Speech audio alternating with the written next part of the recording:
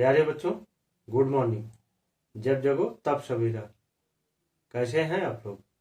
उम्मीद करता हूं स्वस्थ होंगे, मस्त होंगे और खूब मन लगा के पढ़ाई करते होंगे। आज हम लोग chapter 4 linear equation in two variable यानी दो चरों वाले रैखिक समीकरण पढ़ने जा रहे हैं। इस चैप्टर में सबसे पहले हम लोगों ने इसके पहले जो पॉलिनोमियल्स पढ़ा है यानी बहुपद पढ़ा है, उसी चैप्टर से जोड़ते हुए इस चैप्टर को हम लोग आगे बढ़ाएंगे। तो आइए इसे स्टार्ट करते हैं। Linear equation in two variable यानी दो चरों वाले रैखिक समीकरण। तो पहली चीज कि चर यानी वेरिएबल, तो चर का उल्टा यानी अचर भी कोई चीज होती होगी। तो क्या है, क्या होती है? तो चर क्या होते हैं या अचर क्या होते हैं, वेरिएबल या नॉन वेरिएबल क्या होते हैं। दूसरा, इक्वेशन क्या होते हैं यानी समीकरण क्या होते हैं। और कोई समीकरण कब लीनियर होता है, कब रैखिक समीकरण होता है, थोड़ा सा हम लोग आइए इसको देख लेते हैं, उसके बाद फिर आगे स्टार्ट करते हैं। जैसे चर यानी चर का अपोजिट क्या होगा, अचर। अचर और चर, तो ये क्या होते हैं? अचर को इंग्लिश में हम लोग बोलते हैं कांस्टेंट या नॉन वेरिएबल, और चर को बोलते हैं वेरिएबल। आप लोगों ने इससे संबंधित एक शब्द सुना होगा, चल और अचल संपत्ति, यानी वे संपत्तियां जो एक स्थान से दूसरे स्थान को ना जा सके। जैसे आपका खेत, बाग, बगीचा, मकान, ये सब क्या एक स्थान से दूसरे स्थान पे जा सकता है? नहीं जा सकता। तो ये कैसी संपत्ति होती है? अचल संपत्ति, यानी चल नहीं सकती। और दूसरी जैसे रुपया है, पैसा है, गहना है, गिट्टी है, आप इसे छोटे से थैले में भरकर एक स्थान से दूसरे स्थान पर ले जा सकते हैं। तो ये कैसी संपत्ति होती है? ये चल संपत्ति होती है। तो उसी तरीके से जो चल संपत्ति का कॉन्सेप्ट है या अचल संपत्ति का कॉन्सेप्ट है, उसी के आधार पर हम लोग यहाँ पर अचर और चर को समझने का प्रयास करते हैं। अचर जैसे कोई संपत्तियां चल ना सके, एक स्थान से दूसरे स्थान को ना जा सके, उन्हें अचल बोलते हैं। तो वैसे ही वह राशियां, वह टर्म अचर कहलाते हैं जिनका की मान चेंज ना हो सके, हमेशा फिक्स रहे। जैसे कोई भी नंबर होता है, जो भी नंबर है 1, 2, 3, 4, 5 अप टू सो ऑन, जितने भी नंबर हैं सभी कैसे होते हैं? कांस्टेंट होते हैं। क्यों? क्योंकि अगर मैंने कहा 5, तो 5 का मतलब 5 ही है। 5 का मतलब 3 या 6, 4 या 7 ये नहीं हो सकता। तो यानी यह वैल्यू क्या होती है? इनकी फिक्स होती है, कांस्टेंट होती है, स्थिर होती है, वो परिवर्तित नहीं हो सकती। और दूसरा, इसी के आधार पर ही मान लीजिए मैं कहूं कि मैंने राम को 200 रुपए दिया और श्याम को कुछ रुपए दिए, माना सपोज x रुपए, x भी मान सकते हैं, p भी मान सकते हैं, कोई भी वैल्यू यहां पर इंग्लिश के किसी भी शब्द को मान सकते हैं। और टोटल मैंने 500 रुपए खर्च किए। तो बताओ श्याम को मैंने कितना दिया? तो x की वैल्यू निकालना होगा, तो आप क्या कर सकते हैं?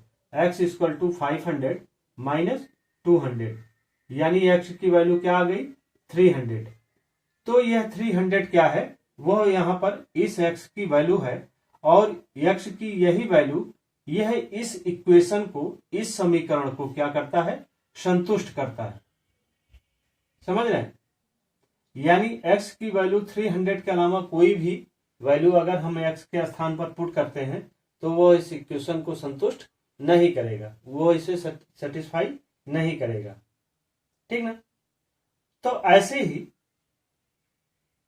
मान लीजिए दूसरी कंडीशन में हमने राम को 200 रुपए दिए और श्याम को कुछ रुपए दिए, सपोज x रुपए दिए, और टोटल मैंने 600 व्यय किए, एक्सपेंस किए। तो बताओ यहां पर x की वैल्यू क्या हो जाएगी? यहां x की वैल्यू हो जाएगी 600 माइनस 200, यानी x की वैल्यू अल्टीमेट क्या आ गई? 400।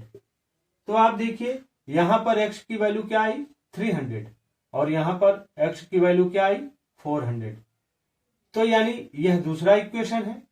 इस इक्वेशन में x की वैल्यू 400 पुट करेंगे तो यह इस इक्वेशन को सेटिस्फाई करेगा, और यहां पर x की वैल्यू जब हम 300 पुट करेंगे तो वह इस इक्वेशन को सेटिस्फाई करेगा।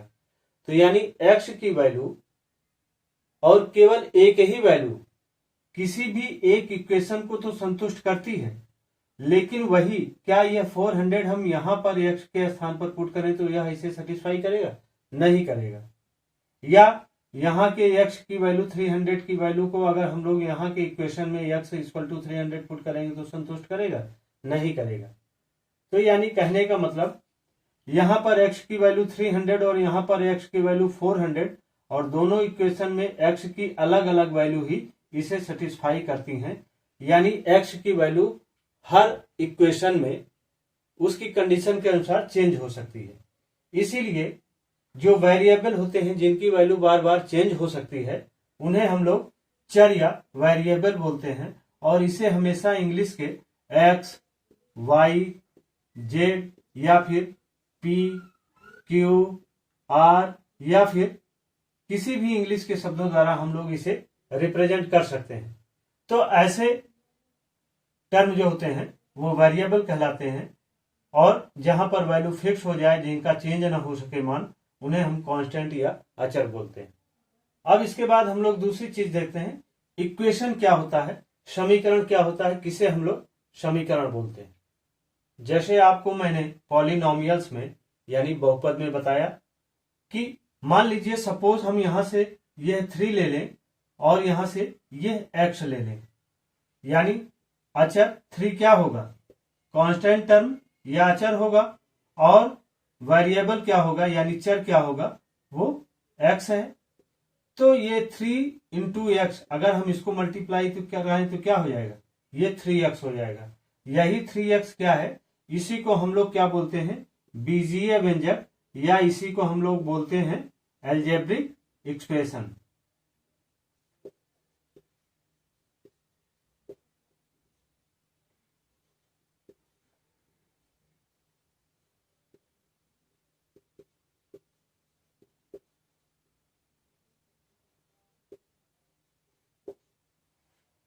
और जब यही बीजीय व्यंजक मान लीजिए suppose 3x plus 2 equal to 15, ठीक ना? तो ये क्या है?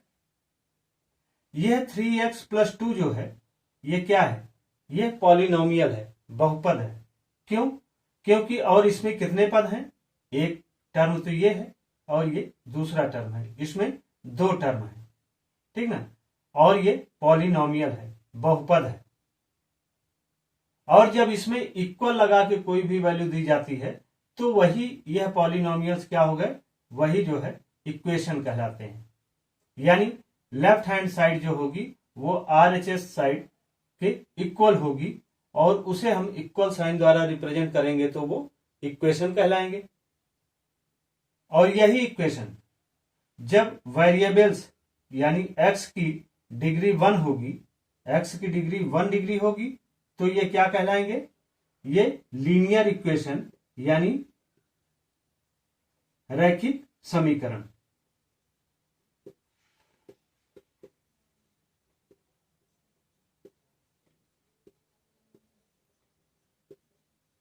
और ऐसे ही जब वेरिएबल्स यानी x की डिग्री 2 होगी तो वो क्या कहलाए जाएंगे? वो कहलाएंगे क्वाड्रेटिक इक्वेशन।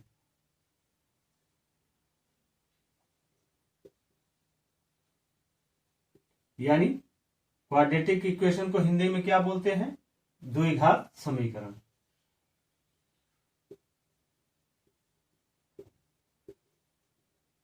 और जहां पर x की डिग्री 3 होगी उन्हें क्या बोलेंगे? उन्हें बोलेंगे क्यूबिक इक्वेशन, यानी त्रिघात समीकरण।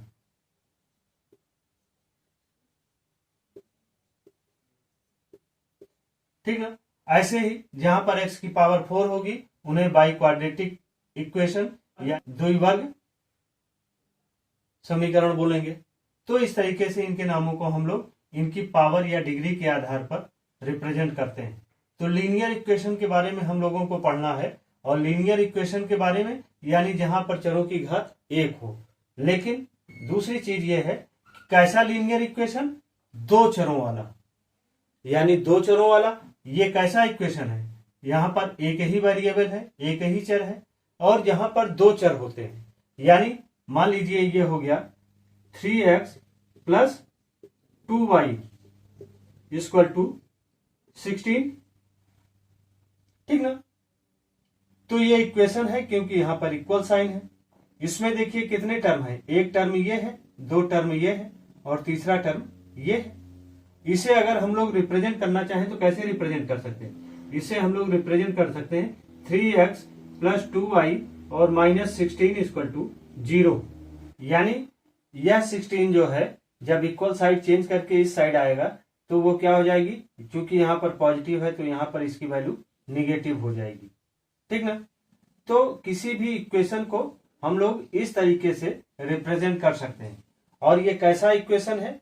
इसमें जो है देखिए 2 वेरिएबल है, एक x है और दूसरा y है।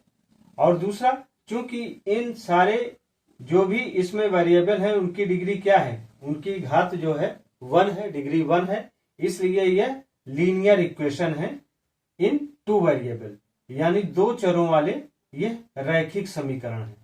तो 2 चरों वाले रैखिक समीकरण को हम लोग कैसे सॉल्व करते हैं और इनको व्यापक रूप से कैसे रिप्रेजेंट करते हैं, अब आइए इसके बाद देखते हैं।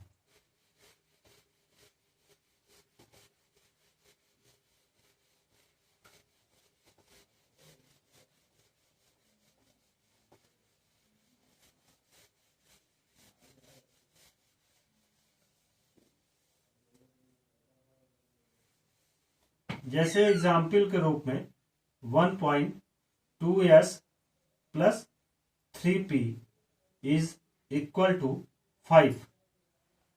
तो आप देखिए यहां पर कितने वेरिएबल हैं?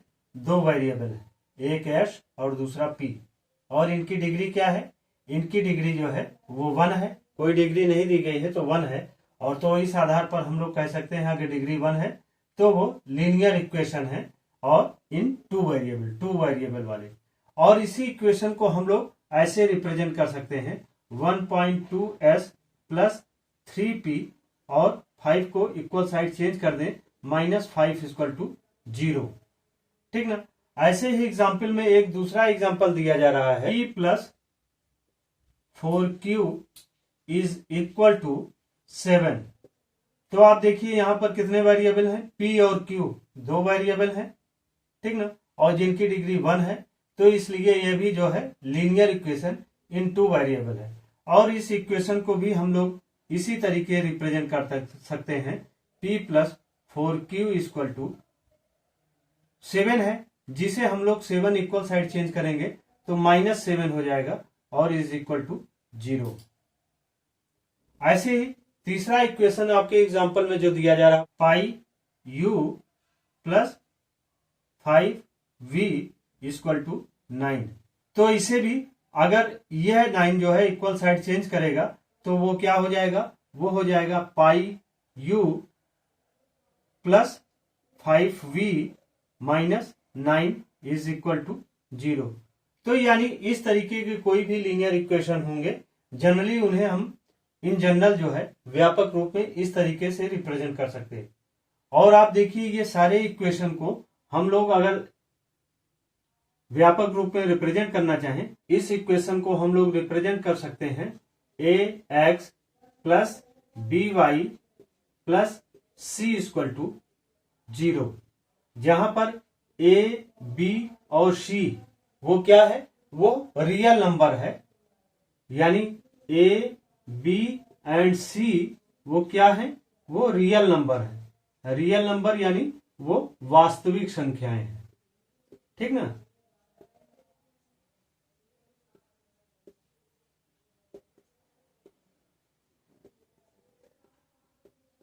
और x और y ये क्या है, x और y ये जो है वेरिएबल हैं, यानी इन्हें हम लोग क्या बोलेंगे, चर बोलेंगे। लेकिन चूंकि यहां पर दो चर हैं, इसलिए यह इक्वेशन कैसा हो गया, linear equation in two variable, दो चरों वाले रैखिक समीकरण के इक्वेशन को हम लोग इस तरीके से रिप्रेजेंट कर सकते हैं। अब आइए देखते हैं आपके बुक में जो एग्जाम्पल दिया जा रहा है, एग्जाम्पल नंबर 1 में दिया जा रहा है, जैसे इसमें दिया जा रहा है, right each of the following equation in form ax plus by plus c is equal to 0 and indicate the value of a, b and c in each cases, ठीक ना। तो इसमें पहला दे रहे हैं 2x plus 3y is equal to 4.37 दे रहे हैं। इसके फर्स्ट पार्ट में 2x plus 3y is equal to 4.37, ठीक ना। ये इक्वेशन दिया जा रहा है और इस इक्वेशन को कहा जा रहा है कि आप जो है ax plus by plus c के रूपों में इस इक्वेशन को रिप्रेजेंट करिए। तो इसको कैसे रिप्रेजेंट करेंगे, तो इस इक्वेशन को पहले हम क्या करते हैं, इक्वल साइन के उस साइड जो है उसे इक्वल साइन के इधर करते हैं। तो यानी ये हो गया 2x plus 3y minus 4.37 equal to 0। अब यहां ध्यान दीजिए कि ए बी सी यानी ए क्या है, ए इक्वल टू यहां पर वैल्यू क्या होगी, a equal to 2, b equal to 3 और सी इक्वल टू क्या वैल्यू आ गई, माइनस 4.37, ठीक ना। तो इस इक्वेशन को हमने कैसे रिप्रेजेंट किया है, a x plus B y plus 4.37, लेकिन यहां पर जो है सी की वैल्यू जो है वो निगेटिव है, माइनस में है, इसलिए प्लस माइनस का मल्टीप्लीकेशन होगा तो माइनस हो जाएगा, तो इसलिए यहां पर इसे माइनस में रिप्रेजेंट किया गया है, ठीक है। अब ऐसे ही इसका सेकेंड पार्ट में जो दिया जा रहा है उसमें x minus 4 equal to √3y, ठीक ना। यह इक्वेशन इस तरीके से दिया जा रहा है। तो इसमें पहले हम क्या करेंगे, यह इक्वल साइन के इधर जो है उसे इधर करते हैं, तो यह हो जाएगा x माइनस 4 और ये वैल्यू हो जाएगी माइनस 3y इक्वल टू 0। तो यहां पर a की वैल्यू क्या हो गई, यहां पर चूंकि x का कॉफिशिएंट क्या है, x का गुणांक क्या है, कुछ भी नहीं दिया जा रहा, तो a इक्वल टू क्या हो गया 1 और b इक्वल टू क्या हो गया, वो माइनस √3 y के साथ देखो, और c की वैल्यू क्या हो गई, c की वैल्यू हो गई माइनस 4। तो इसे इस तरीके से हम लोग ax plus B y plus c के रूप में रिप्रेजेंट कर सकते हैं। तो ऐसे ही इस एग्जाम्पल में और जो दोनों दिए जा रहे हैं आप लोग उसे सॉल्व कर सकते हैं। अब आइए इसके बाद हम लोग देखते हैं इसका एग्जाम्पल नंबर 2।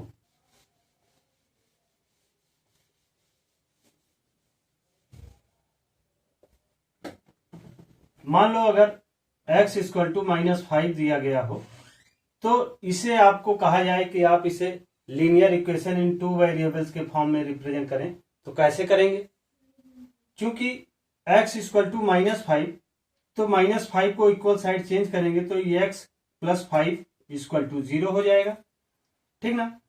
तो x का कॉफिशिएंट क्या है 1, यानी 1 into x plus y second variable जो होगा उसका कॉफिशिएंट, चूंकि यहां पर y है ही नहीं तो उसका कॉफिशिएंट क्या होगा 0 होगा, 0 से y मल्टीप्लाई होगा तो अल्टीमेट वो 0 हो जाएगा, ये हो गया +5 इक्वल टू 0।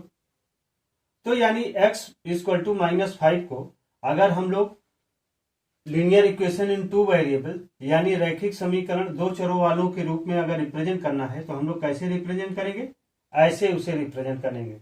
तो यानी x का कॉफिशिएंट 1 और y का कॉफिशिएंट 0 और ये माइनस इक्वल साइन के इक्वल जो था माइनस था 5, अब अगर इसे हम इक्वल साइड चेंज कर देंगे तो ये +5 हो जाएगा। तो इस तरीके से x इक्वल टू -5 कोई भी इक्वेशन दिया गया हो तो उसे हम लोग लीनियर इक्वेशन के रूप में रिप्रेजेंट कर सकते हैं। तो इस तरीके से हम लोग इसे कर सकते हैं। अब आइए इसके बाद हम लोग देखते हैं सोल्यूशन ऑफ लीनियर इक्वेशन कैसे करते हैं, यानी कोई भी लीनियर इक्वेशन यानी कोई भी रैखिक समीकरण दिया गया है तो उसका सोल्यूशन, उसको सॉल्व हम लोग कैसे करते हैं। मान लिया solution of a linear equation,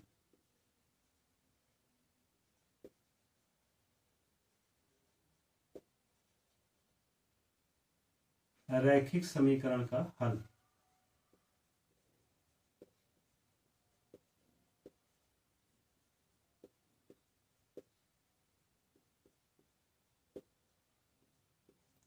तो कोई भी रैखिक समीकरण या लीनियर इक्वेशन है तो उसको हम लोग कैसे सॉल्व करते हैं और उसके कितने सॉल्यूशन मिलते हैं, इन चीजों को देखने के लिए हम लोग ये यहाँ पर जान लें कि किसी भी लीनियर इक्वेशन का सॉल्यूशन जो होता है, किसी भी रैखिक समीकरण का हल जो होता है वो इनफाइनाइट होता है, यानी अनंत होता है। क्यों होता है और कैसे होता है, आइए इस एग्जाम्पल के माध्यम से देखते हैं। मान लें एग्जाम्पल के रूप में आपको एक इक्वेशन दिया गया है x plus 2y equal to 6। तो अगर इस तरीके से आपको कोई भी इक्वेशन दिया गया है तो उसके मान लो सपोज हमें इनफाइनाइट या इसके अनंत हल मिल सकते हैं। क्यों मिल सकते हैं? क्योंकि यहाँ पर कितने वेरिएबल हैं, 2 वेरिएबल हैं और किसी एक वेरिएबल चाहे x की या y की कोई भी एक वैल्यू अगर आप पुट करोगे तो उसे अकॉर्डिंग जो है सेकंड वैल्यू आएगी। मान लीजिए सपोज अगर आपने यहाँ पर x इक्वल टू 0 पुट किया तो अगर आप यहाँ 0 पुट करते हो तो ये क्या हो जाएगी, ये हो जाएगी 0 प्लस 2y इक्वल टू 6, ठीक ना। तो यानी ये हुआ 2y equal to 6 then y equal to 6/2, ठीक। तो यानी y की वैल्यू क्या आ गई, वो y की वैल्यू 3 आ गई। तो यानी x इक्वल टू 0 और y इक्वल टू 3, ये वैल्यू 0 और 3 इसके कोऑर्डिनेट पॉइंट्स भी हो जाएंगे। और ऐसे ही अगर आपने यहाँ पर मान लीजिए x की वैल्यू 1 पुट कर दी तो ये वैल्यू क्या हो जाएगी, ये हो जाएगी x के इसका स्थान पर 1 plus 2y equal to 6, then ये 1 अगर इक्वल साइड चेंज करता है तो क्या हो जाएगा, ये 6 माइनस 1 यानी 5 हो जाएगा। तो ये 1 इधर इक्वल साइड चेंज किया तो माइनस हो गया, तो y इक्वल टू क्या हो जाएगा, y इक्वल टू हो जाएगा 5/2। तो इस तरीके से जब x की वैल्यू 1 रखते हैं तो y की वैल्यू क्या हो जाएगी, 5/2, ठीक ना। और ऐसे ही अगर मान लीजिए x की वैल्यू हम लोग 1 के बजाय 2 रखते हैं तो इस इक्वेशन की वैल्यू क्या आएगी, x प्लस यानी x के स्थान पर 2 प्लस 2y इक्वल टू 6। तो इस तरीके से ये 2y इक्वल टू क्या हो जाएगा, 6 minus 2, then y equal to 6 minus 2 equal to 4 और बाई 2, यानी y की वैल्यू क्या आ गई 2, x equal to 2 then y equal to 2।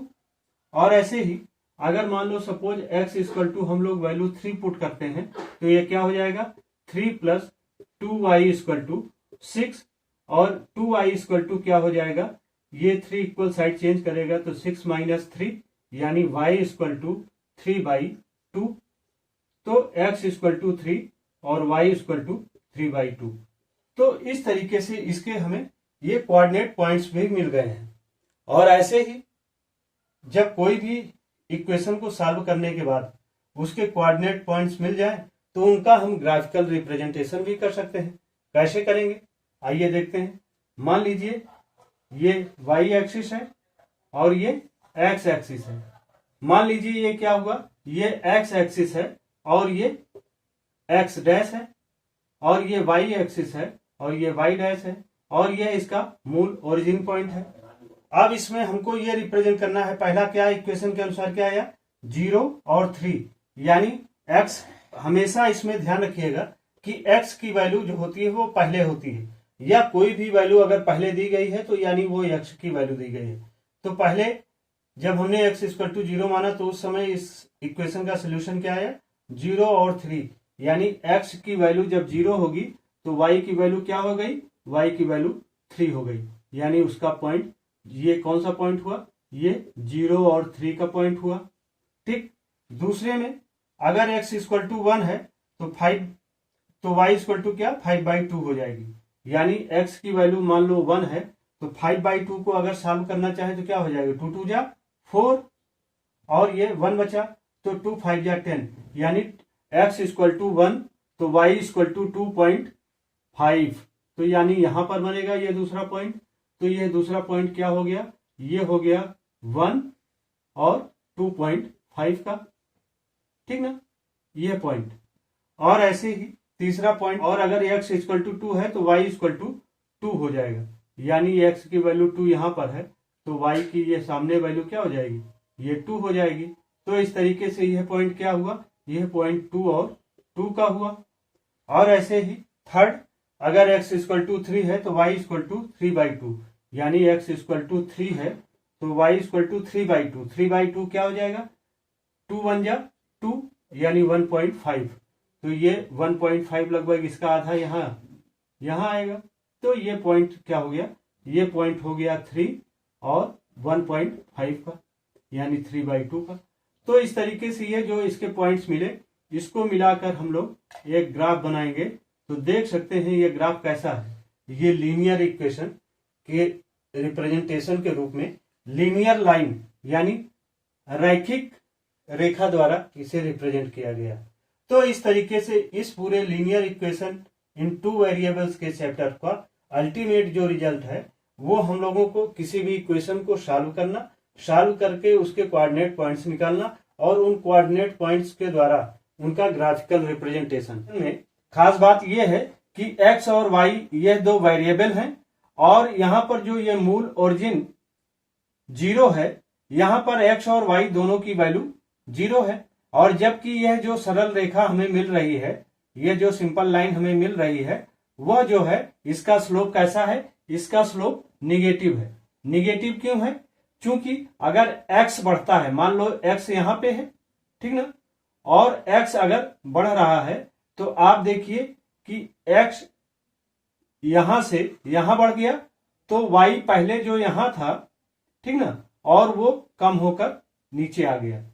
यानी एक चर में, एक वेरिएबल में जब वृद्धि होती है तो दूसरे वेरिएबल में कमी होती है, इसलिए इसका स्लोप क्या है, वो निगेटिव है। लेकिन इसी तरीके से अगर मान लीजिए कोई दूसरा ग्राफ दिया गया हो जिसमें कि वही सरल रेखा इस डायरेक्शन में हो, तो वहां पर आप देखिए एक चर यानी x में अगर वृद्धि होती है तो y में भी वृद्धि होती है। तो यानी इनका स्लोप कैसा होगा, इनका स्लोप पॉजिटिव बोला जाएगा। और इसी के साथ एक इंपॉर्टेंट पॉइंट और ध्यान में रखिए कि अगर कोई भी ग्राफ है, ठीक ना, इस ग्राफ में मान लो ये x है, ये ओरिजिन है और ये y है, तो देखिए यहां पर x की वैल्यू 0 है, y की वैल्यू 0 है।